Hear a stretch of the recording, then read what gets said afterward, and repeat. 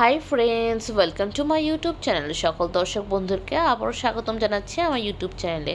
আর যা নতুন বন্ধু তাদেরকে আমন্ত্রণ জানাচ্ছি চ্যানেলটি সাবস্ক্রাইব করে পাশে থাকার জন্য। Here I am requesting to my all of new viewers and friends who are just now connected through this YouTube or cooking video. Please subscribe my YouTube channel and stay connected. And if you guys are enjoy my cooking video of any of parts, so please do like and share with your near and dear ones. তো বন্ধুরা, আজকের রেসিপিটি যদি কোনো অংশ আপনাদের ভালো লেগে থাকে সেক্ষেত্রে বিনীত অনুরোধ জানাচ্ছি ভিডিওটি লাইক এবং শেয়ার করে বরাবরের মতো পাশে থাকার জন্য। And friends, today's we are presenting a very easy and it's a very very delicious and tasty recipe which is my almost one of the most favourite recipe, that is a masala bhendi recipe. তো আশা করি এই মশলা ভেন্ডি বা মশলা ঢ্যাঁড়স রেসিপিটি আপনাদের অনেক ভালো লাগবে, স্পেশালি আমার ব্যাচেলার ফ্রেন্ড বা যারা প্রবাসী বন্ধুরা তারা চায় একটা সহজ ঝটপট একটি রেসিপি, তাদের জন্য স্পেশালি ডেডিকেট করে রেসিপিটি। তো বন্ধুরা, তাহলে এই রেসিপিটি আমরা তাহলে শুরু করছি। তো আশা করি আপনাদের সবারই ভালো লাগবে।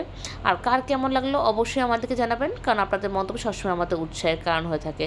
তো আর কথা না বলে উপকরণ চলে যায়। এখানে নিয়ে নিচ্ছি টমেটো, নিয়ে নিচ্ছি সামান্য আদা কুচি, নিয়ে নিচ্ছি ঢ্যাঁড়স, নিয়ে নিচ্ছি পেঁয়াজ কুচো, নিয়ে নিচ্ছি কাঁচা লঙ্কা, আর নিয়ে নিচ্ছি যেটা হচ্ছিলো আজকের এই মশলা ভেন্ডি টুইস্ট, সেটা হচ্ছিলো তিল। তো তিল দিয়ে এখানে একটা টুইস্ট আছে, তো আপনার লাস্ট পর্যন্ত থাকলে দেখতে পারবেন। তো এখন চলে যাচ্ছি পরবর্তী স্টেপে। তো প্রথমে আমি ঢ্যাঁড়সটাকে এভাবে করে একটু মোটা মোটা করে তেচড়া তেচড়া করে কেটে নিয়েছি। এখন ঢ্যাঁড়স কাটা এটা দেখানো আমি প্রয়োজন বোধ করিনি। তো এখন আমি ঢ্যাঁড়সের মধ্যে ভালো করে আমি কিছু মশলা দিচ্ছি। সেই মশলাগুলো কী কী দিচ্ছি দেখে নিন। প্রথমে নিয়ে নিচ্ছি হলুদের গুঁড়ো, দিয়ে দিচ্ছি চালের গুঁড়ো 1 টেবিল স্পুন। চালের গুঁড়ো দেবার পর আমি এখানে দিয়ে দিচ্ছি লাল মরিচের গুঁড়ো, সামান্য লাল মরিচের গুঁড়ো দিয়েছি, দিয়ে এটাকে ভালো করে মিক্সড করে নিয়েছি। তো এবার করে ভালো করে ম্যারিনেট করবার পর আমি চলে যাচ্ছি পরবর্তী স্টেপে। তো তিলটাকে আমি এখানে রোস্ট করে নিচ্ছি, মানে ভালো করে আমি ভাজা করে নিচ্ছি। ভালো করে ভাজা বলতে একটু হালকা গোল্ডেন বাদামি বা ব্রাউনিশ কালার যখন হয়ে যাবে তখন আমি গ্যাসটা টার্ন অফ করে দিব এবং আমি অন্যটি পাত্রে ট্রান্সফার করে পরবর্তী স্টেপে চলে যাব। এবং খেয়াল রাখতে হবে যাতে গ্যাসটা যেন মিডিয়াম লো ফ্লেমে বা লো ফ্লেমে থাকে। এখন এটাকে আমি একটা হামাদিস্তাতে নিয়ে নিচ্ছি এবং এটা আমি ক্রাশড করে নিচ্ছি। এবং ক্রাশড করে এটা কীভাবে কী করলাম এটাও কিন্তু দেখাবো, ততক্ষণ পর্যন্ত আমাদের সাথে কানেক্টেড থাকতে হবে। তো এখন পরবর্তী স্টেপে চলে গেলাম। আমি এখানে সামান্য তেল দিলাম, কারণ ঢ্যাঁড়স বাজাতে অতিরিক্ত তেল দরকার নেই, সামান্য তেল দিলেই হবে। এখন এই ম্যারিনেট করে রাখা ঢ্যাঁড়সটা আমি এখানে দিয়ে দিচ্ছি।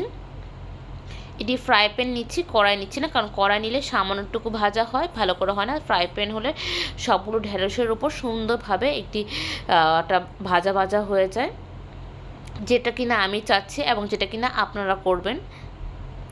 তো এভাবে করে আমি 3 থেকে 4 মিনিট আমি এটা খোলা জালে ভাজা ভাজা করছি এবং এটাকে যখন দেখবো একটা পাশ যখন একটু হালকা বাদামি বাদামি হয়ে যাচ্ছে তখন আমি এটাকে ফ্লিপ করে দিব বা এটাকে উলট পালট করে দিব, দিয়ে একইভাবে করে আমি এটাকে ভাজা করে নিব।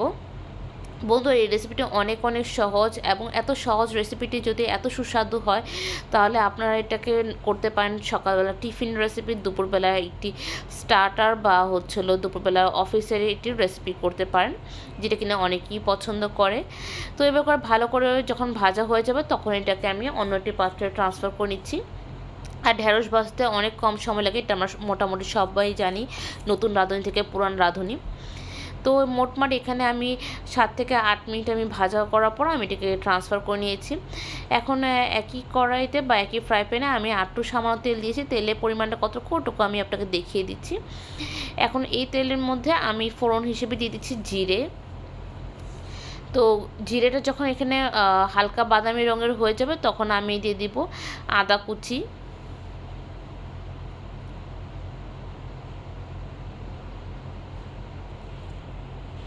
তো এরকমভাবে যখন কয়েক সেকেন্ডের মতো একটু লালচে লালচে একটু ভাব আসবে বা হালকা গোল্ডেন বাদামি রঙের যখন ভাব আসবে তখন আমি এখানে দিয়ে দেবো পেঁয়াজ কুচো এবং দিয়ে একইভাবে করে আমি ভাজা ভাজা করব 1 মিনিটের মতন।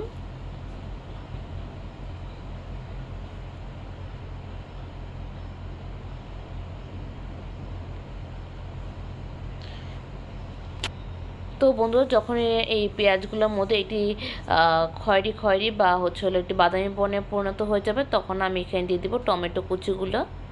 এখানে আমি একটি টমেটোর ফুল কুচিগুলো দিয়ে দিয়েছি। দিয়ে আমি একইভাবে কুক করব 1 থেকে 2 মিনিট।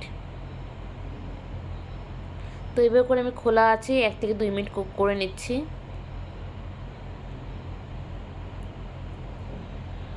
দিয়ে দেবো পরিমাণ মতো নুন, দিয়ে দেবো কাঁচা লঙ্কা কুচি,